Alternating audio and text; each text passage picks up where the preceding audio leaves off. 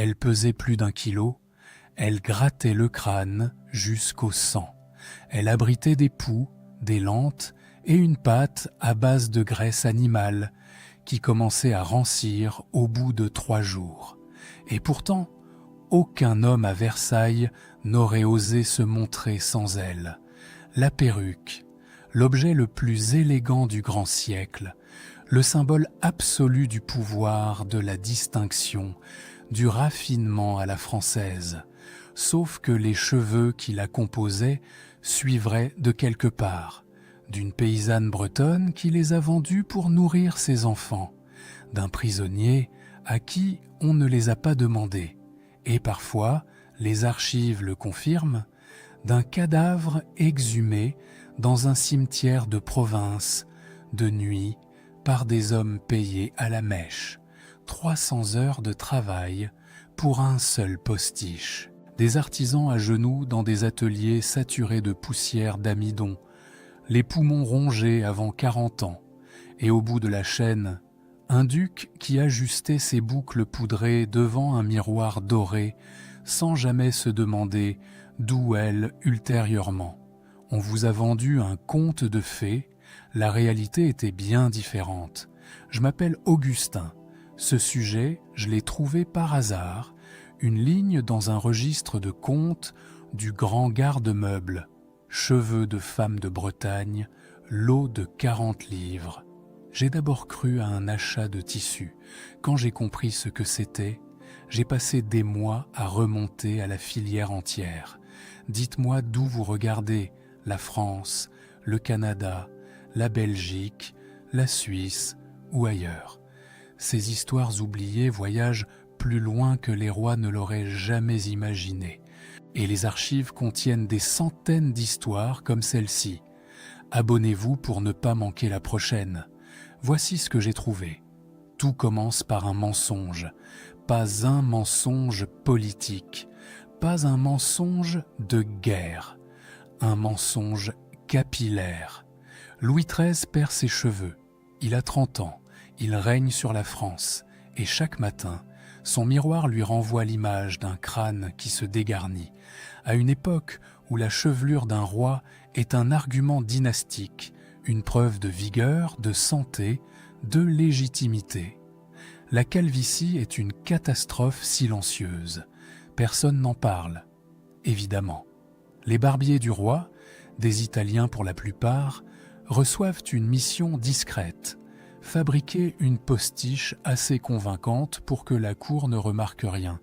Les premiers modèles sont rudimentaires, des cheveux humains cousus sur un bonnet de soie, plaqués contre le crâne avec de la gomme arabique. Ça tient mal, ça glisse au vent, mais ça suffit, parce que personne à la cour n'oserait regarder le roi assez longtemps pour voir la supercherie.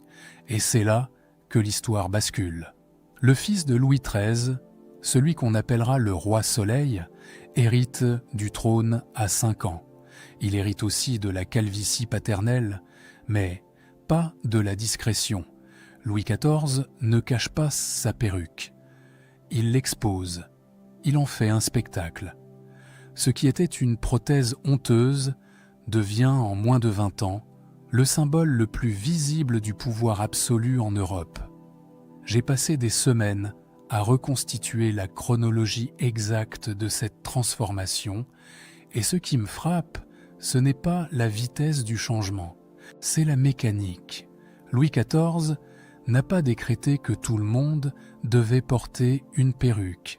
Il n'y a pas eu d'édit, pas d'ordonnance. C'est bien plus subtil que ça, et bien plus efficace.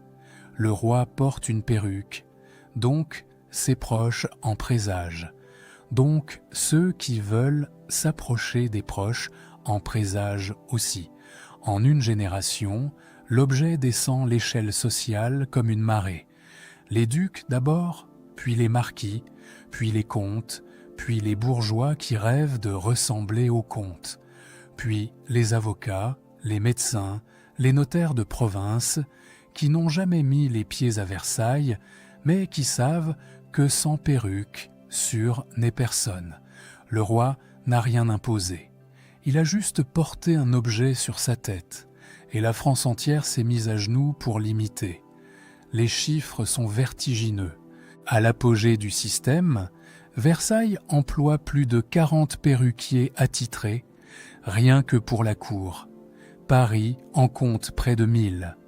La corporation des barbiers perruquiers, officialisée en 1656, devient l'une des plus puissantes du royaume. Louis XIV, lui-même possède une collection personnelle suggérée à plus de 1000 perruques, rangées dans des armoires dédiées, entretenues par une équipe permanente, cataloguées par style, par saison, par occasion. Et chaque perruque a un code. C'est un détail que la plupart des documentaires ignorent, mais que les registres de la cour confirment. La taille, la forme, la couleur et le volume d'une perruque indiquant le rang de celui qui la porte. Un ecclésiastique ne porte pas le même modèle qu'un militaire. Un duc arbore des boucles plus longues qu'un marquis. Le roi, toujours, porte la plus haute, la plus large, la plus spectaculaire. Et si quelqu'un se trompe de modèle, volontairement ou non, c'est un affront. Pas un faux pas, un affront.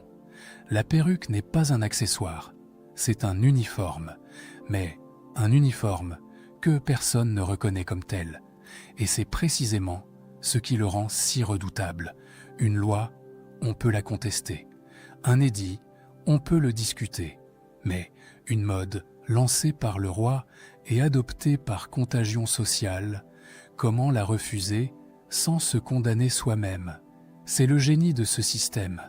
Il transforme la soumission en désir.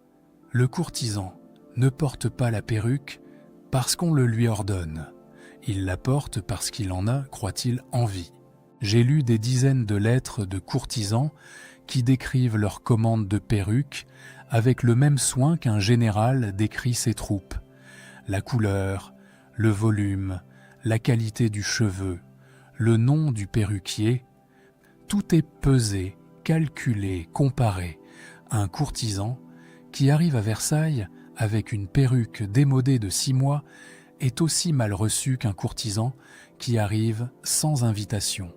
Et la mode change vite.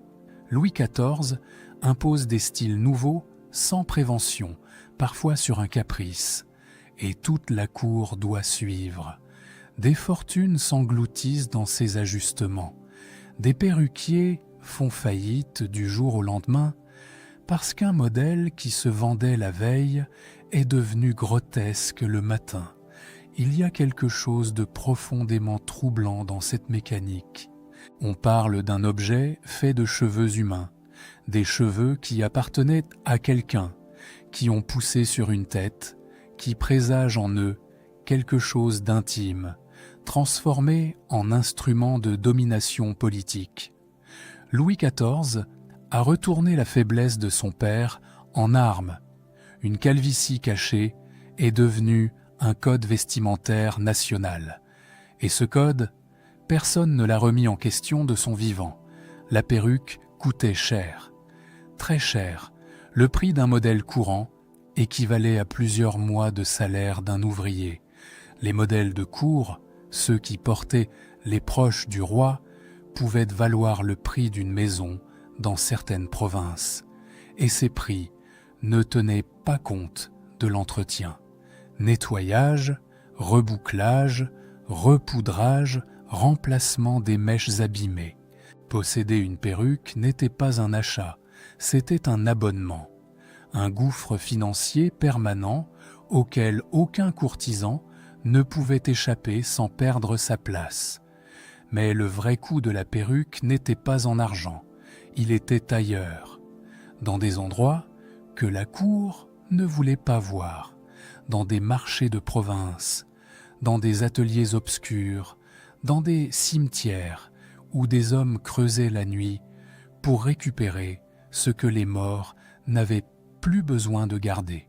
Et c'est cette partie de l'histoire, la partie invisible, la partie que personne ne racontait, l'odeur d'abord. Un marché quelque part en Bretagne. Peut-être Rennes, peut-être un bourg plus petit dont le nom n'a pas survécu dans les registres. Un homme s'installe avec un tabouret, une paire de ciseaux et une balance. Il ne vend rien. Il achète. Les femmes viennent à lui. Elles arrivent seules, parfois avec un enfant sur la hanche. Elles s'assoient, l'homme prend leurs cheveux dans sa main, les évalue, longueur, épaisseur, couleur, et annonce un prix. Quelques sous, rarement plus. La femme accepte, on lui coupe les nattes au ras du cou. Elle repart la tête nue, avec de quoi acheter du pain pour une semaine, peut-être 2 si elle négocie bien. L'homme range les cheveux dans un sac de toile, passe au village suivant et recommence. C'est un commerce ordinaire, aussi banal que la vente de laine ou d'œufs frais. Personne ne le remarque, personne ne l'écrit, sauf parfois un curé de campagne qui note dans son registre qu'une paroissienne s'est présentée à la messe, la tête découverte et tondue comme une brebis. C'est par ces traces minuscules qu'on reconstitue le tableau.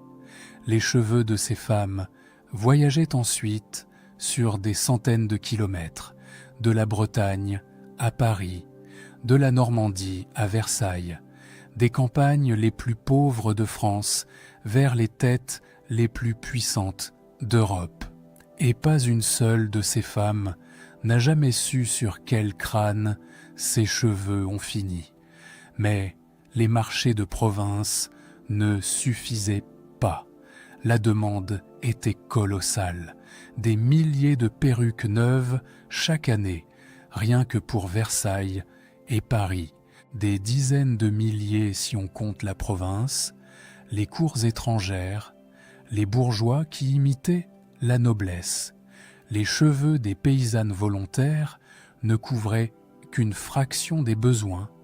Il fallait d'autres sources, et les archives, quand on sait où chercher, révèlent au moins 3 filières distinctes.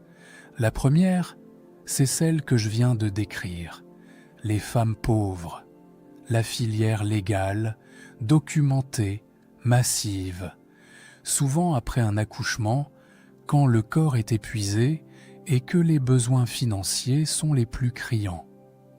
Parfois après un deuil, quand le prix d'un enterrement dépasse ce qu'une famille peut payer.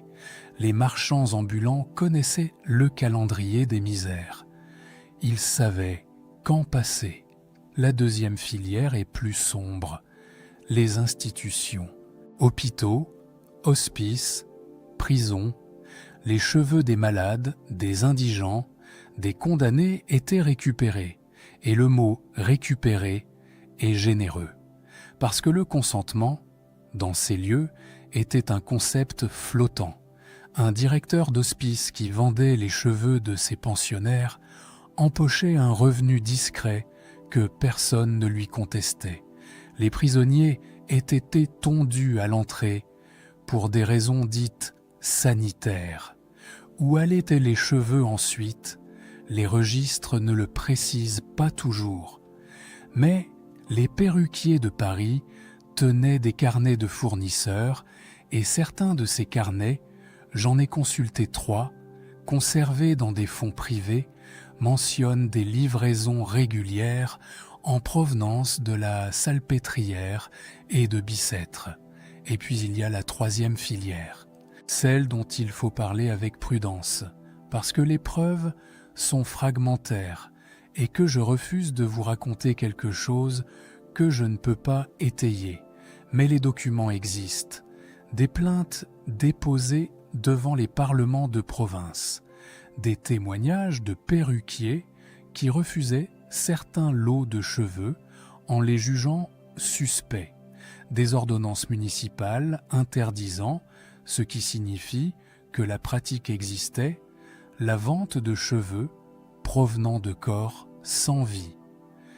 Les profanateurs de sépultures, des hommes qui la nuit entraient dans les cimetières pour couper les cheveux des cadavres frais, pas les squelettes, les morts récents, ceux dont les cheveux avaient encore l'apparence de la vie. Le commerce était risqué, mal payé et réprouvé par l'Église. Mais il existait. La demande créait l'offre, et l'offre ne posait pas de questions morales. Je dois être honnête ici. L'ampleur exacte de cette filière, personne ne la connaît. Les archives sont lacunaires. Les profanateurs ne tenaient pas de registre. Ce que je peux affirmer, c'est que le phénomène était suffisamment répandu pour que les autorités légifèrent contre lui, et suffisamment connu pour que les perruquiers les plus réputés en fassent un argument commercial. Cheveux garantis vivants. Cette mention qu'on retrouve dans des factures du début du XVIIIe siècle n'a de sens que si le contraire était possible, et les cheveux de cadavres posaient un problème concret, pas moral, concret. Ils se dégradaient plus vite, ils cassaient sous le peigne, ils prenaient mal la teinture. Les perruquiers expérimentés savaient les reconnaître au toucher, mais une fois lavés, dégraissés, bouillis dans la soude et enroulés sur des bâtons de terre cuite, la différence s'estompait. Un courtisan qui portait une perruque faite, en partie, de cheveux de mort, ne le savait pas. Et personne n'avait intérêt à le lui dire. Ce qui me reste, après des mois passés à reconstituer ces circuits, ce n'est pas l'horreur, c'est l'indifférence. Le système fonctionnait parce que chaque maillon ignorait ou choisissait d'ignorer ce que faisait le maillon précédent. La paysanne ne savait pas que ses cheveux finiraient sur la tête d'un duc. Le duc ne savait pas que ses cheveux venaient d'une paysanne. Le perruquier, au milieu, savait tout et ne disait rien. Et Versailles brillait. Mais les cheveux, une fois arrivés à Paris, n'étaient encore que de la matière brute. Il fallait les transformer. Et cette transformation, cet artisanat que personne ne montre jamais, c'est peut-être la partie la plus étrange de toute cette histoire. Parce qu'avant de devenir un symbole de pouvoir, la perruque passait par un atelier. Et dans cet atelier, les conditions n'avaient rien à voir avec l'élégance de ceux qui en profitaient. Avant même de pousser la porte, on la sentait, graisse de porc fondu, utilisée comme fixateur, cheveux en train de bouillir dans des bains de soude et, les jours où la soude manquait, d'urine humaine, parce que l'ammoniac décolorait les fibres mieux que n'importe quel produit disponible. Amidon de blé pilé en poudre si fine qu'elle restait suspendue dans l'air des heures après la dernière application, se déposant sur les murs, les outils, les poumons. Les voisins des perruquiers portaient ces plaintes. Régulièrement, les archives municipales de Paris conservent des dizaines de requêtes de riverains qui suppliaient les autorités de déplacer ces ateliers hors des quartiers résidentiels. Personne ne les a déplacés. Le métier était trop utile, trop lucratif pour ceux qui en profitaient. Pas nécessairement pour ceux qui l'exerçaient, mais j'y reviendrai. D'abord, le processus. Parce que fabriquer une perruque digne de Versailles, c'était un marathon artisanal dont la complexité dépasse tout ce que la plupart des gens imaginent. Première étape, le tri. Les cheveux arrivaient en vrac, des sacs entiers, mélangés, parfois emmêlés, parfois encore attachés par des rubans que les paysannes avaient emportés. Un ouvrier spécialisé les séparait à la main, par longueur, par épaisseur, par couleur, et la palette comptait des dizaines de nuances, du blond cendré au noir corbeau, avec des catégories intermédiaires que seul un œil entraîné pouvait distinguer. Les cheveux roux étaient écartés. Ils ne prenaient pas la poudre correctement. Deuxième étape, le nettoyage. Trempage prolongé dans un mélange d'eau chaude et de soude caustique, parfois plusieurs bains successifs sur 3 ou 4 jours, pour éliminer la graisse naturelle, les parasites, les résidus de terre ou de sueur. L'eau de trempage, d'après un mémoire de la corporation daté de 1687, devait être changée jusqu'à ce qu'elle reste claire, ce qui, selon la provenance des cheveux, pouvait prendre 1 semaine. 3e étape, le bouclage. Chaque mèche était enroulée sur un bâton de terre cuite, pas du bois, parce que le bois brûlait, et placée dans un four à température basse pendant plusieurs heures. Trop chaud, le cheveu cassait, pas assez, la boucle ne tenait pas. La maîtrise de la température, sans thermomètre, sans contrôle précis, reposait entièrement sur l'expérience de l'artisan, ses mains, son nez, sa capacité à juger la chaleur du four en y glissant un doigt mouillé. 4e étape, celle qui prenait le plus de temps, le montage.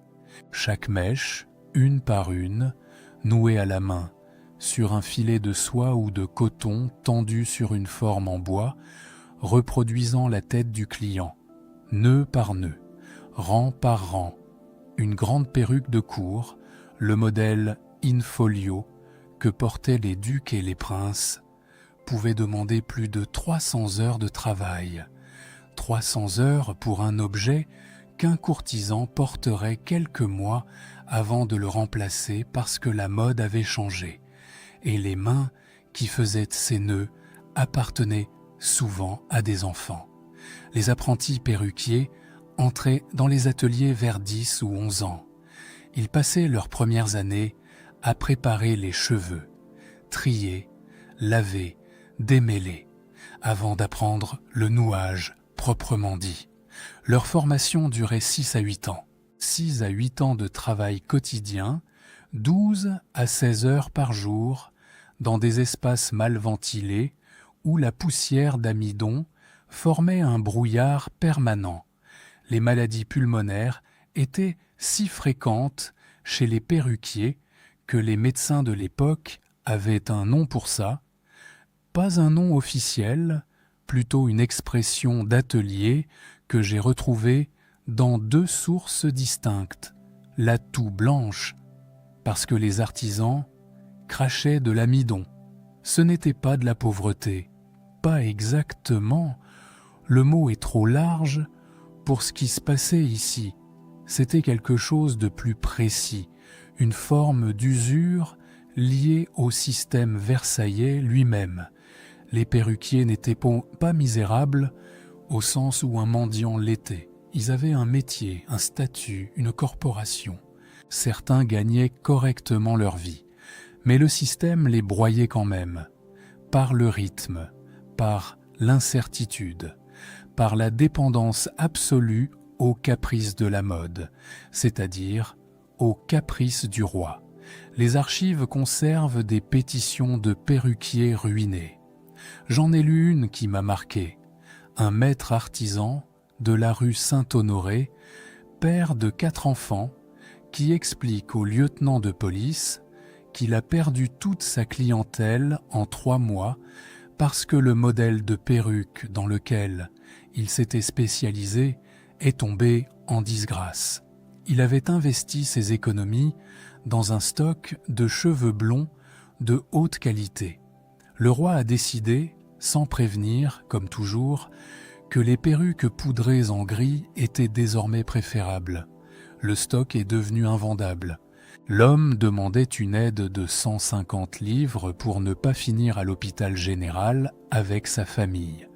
La marge de la pétition porte une note d'un fonctionnaire. Un seul mot, refusé. Et pendant ce temps, les courtisans se plaignaient que leur perruque n'était pas assez volumineuse, que le rebouclage prenait trop de temps, que la poudre ne tenait pas assez longtemps. Ils ne savaient rien de l'atelier, ils ne voulaient rien savoir. La perruque arrivait sur leur tête comme par enchantement, Et c'est exactement ainsi que le système était conçu.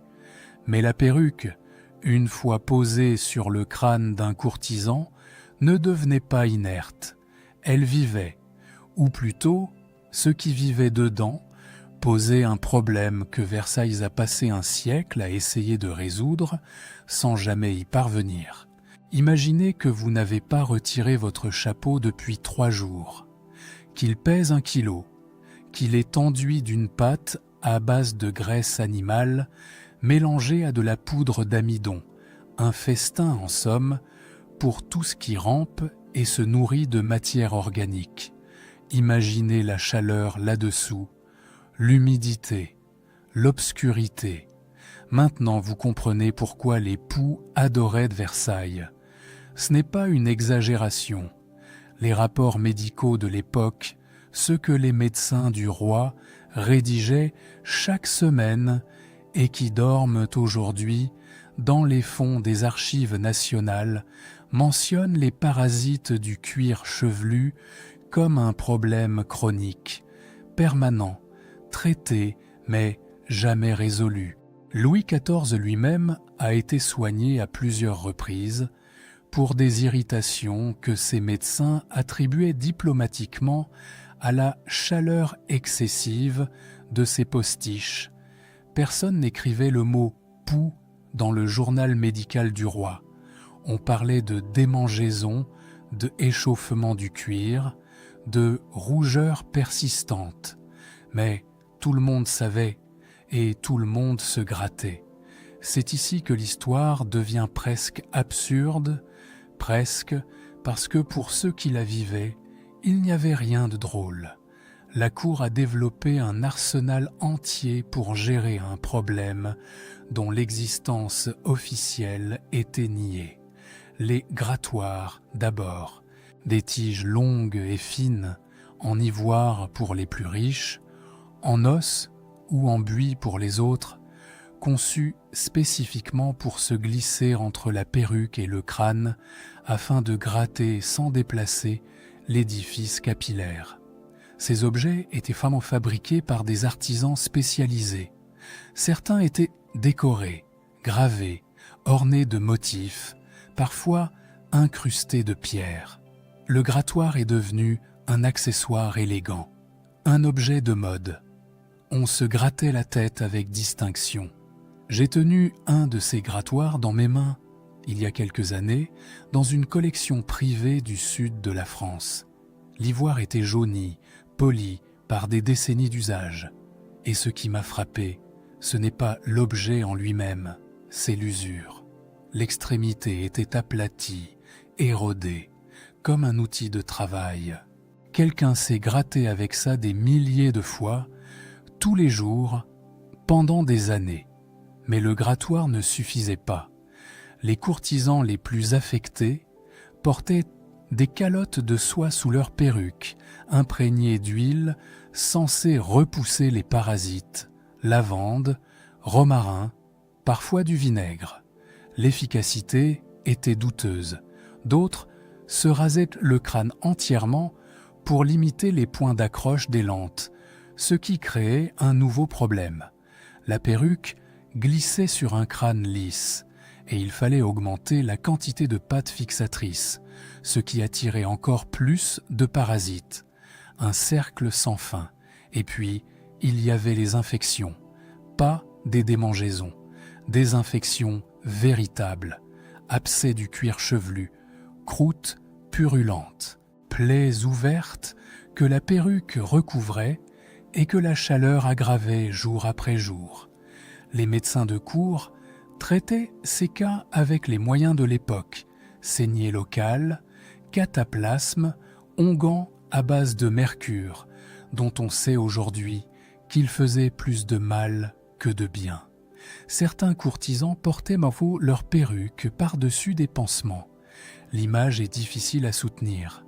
Sous le symbole le plus éclatant du raffinement français, un crâne en souffrance, bandé, suppurant, caché. Ce qui me trouble, après des années passées avec ces témoignages, ce n'est pas la souffrance elle-même, c'est le silence autour de la souffrance. Personne n'en parlait, pas parce que c'était secret, tout le monde le vivait, mais parce que le nommer aurait fissuré l'illusion. Se gratter la tête en public, visiblement, ostensiblement, c'était un faux pas aussi grave qu'une insulte au roi. L'étiquette de Versailles ne réglementait pas seulement ce qu'on disait et comment on marchait, elle réglementait la façon de souffrir. Les courtisans avaient développé des techniques, tourner légèrement la perruque d'un geste qui ressemblait à un ajustement de coquetterie, presser les tempes du bout des doigts comme s'ils réfléchissaient, porter la main à la nuque en simulant un geste de fatigue élégante. Tout un vocabulaire gestuel inventé pour une seule raison, dissimuler que ça grattait. Si vous avez déjà porté un pull en laine qui démange pendant une réunion importante, ce moment où tout votre corps veut se gratter, mais où vous serrez les dents, parce que ce n'est pas le moment.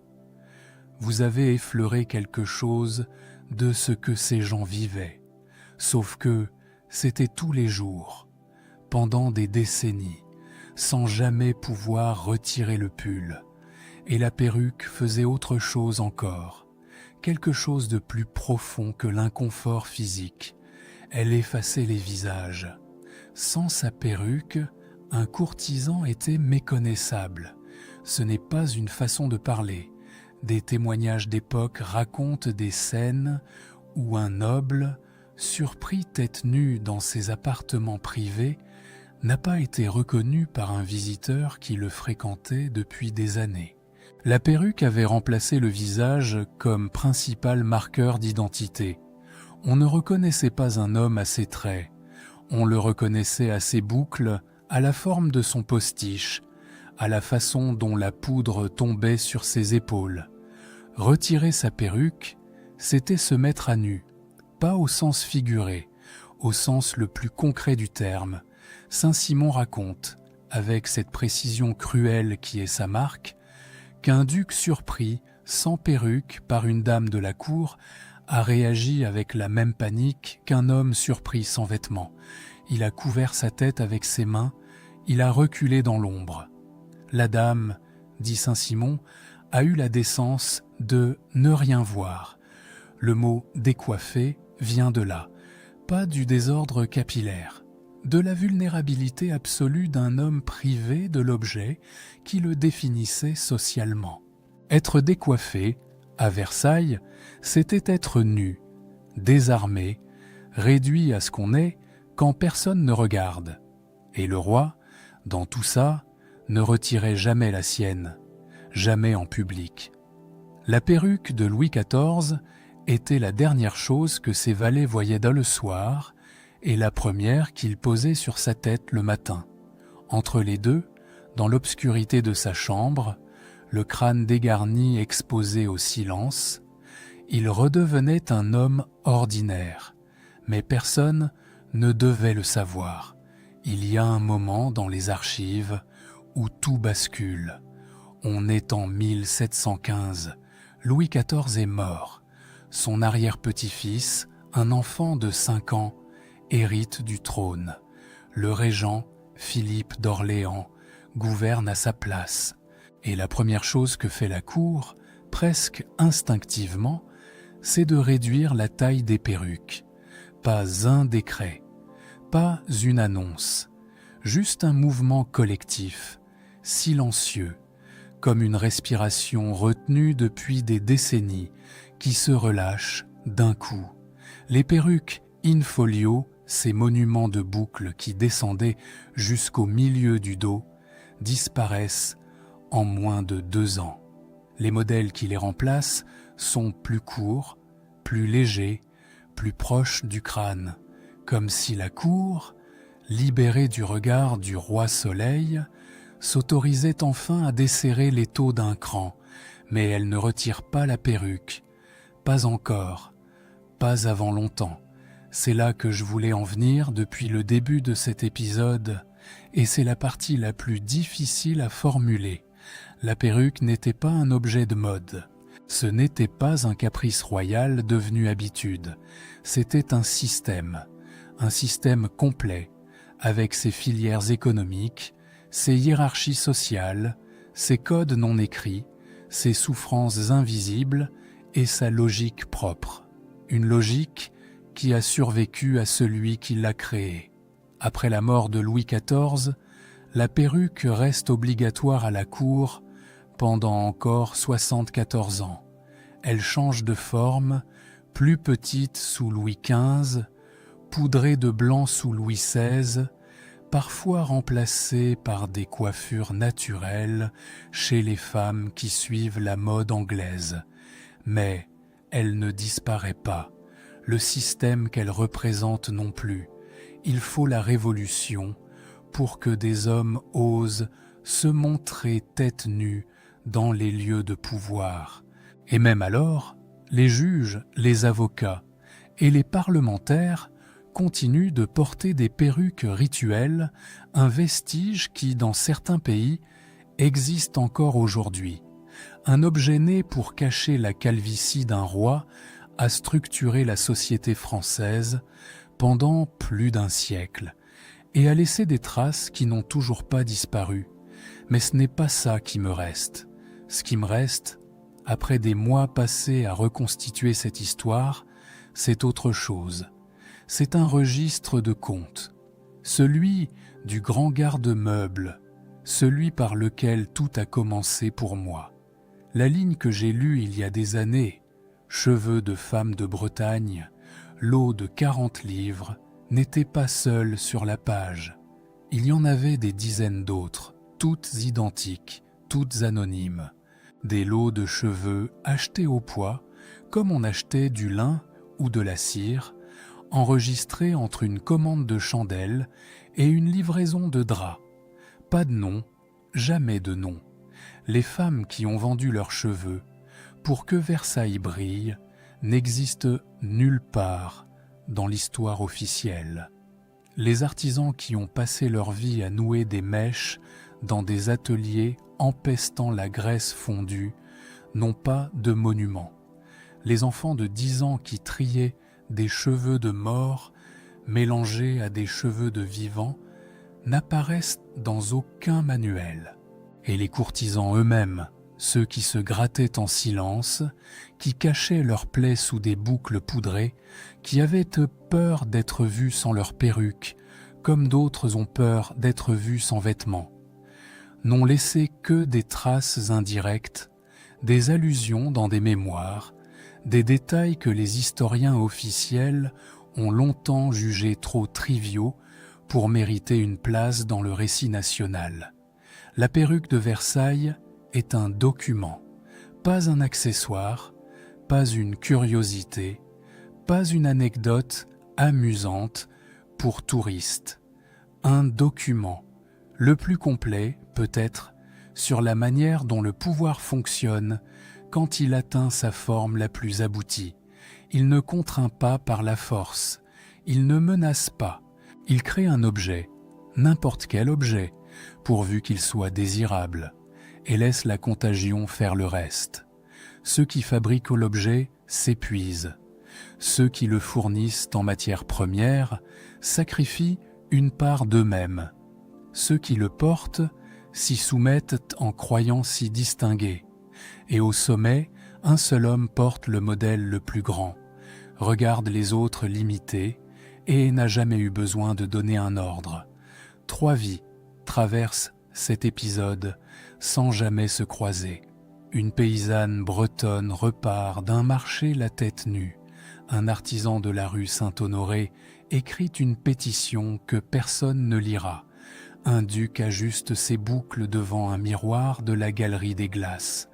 3 formes de servitude, économique, professionnelle, sociale, enveloppées dans le même objet. 3 silences différents. Aucun d'entre eux n'a choisi d'être là. Et Versailles continue de briller. Dans les guides touristiques, dans les documentaires, dans l'imaginaire collectif, on admire les dorures, les jardins, la symétrie parfaite. On oublie ou on choisit d'oublier que chaque objet dans ce palais porte en lui une histoire comme celle-ci. Une histoire de mains, de corps, de sacrifices anonymes transformés en spectacle pour un seul homme. La perruque de Louis XIV pesait plus d'1 kilo. Les cheveux d'une femme dont personne n'a retenu le nom pesaient, eux, quelques grammes sur une balance de marché. C'est tout l'écart entre ceux qui fabriquent l'histoire et ceux qui la subissent. Et cet écart-là, Versailles ne l'a jamais comblé. Un détail vous a marqué plus qu'un autre? Dites-le moi, c'est souvent dans vos commentaires que je trouve mes prochaines pistes. Si cette vidéo a changé votre regard sur Versailles, abonnez-vous. La suite est encore plus troublante.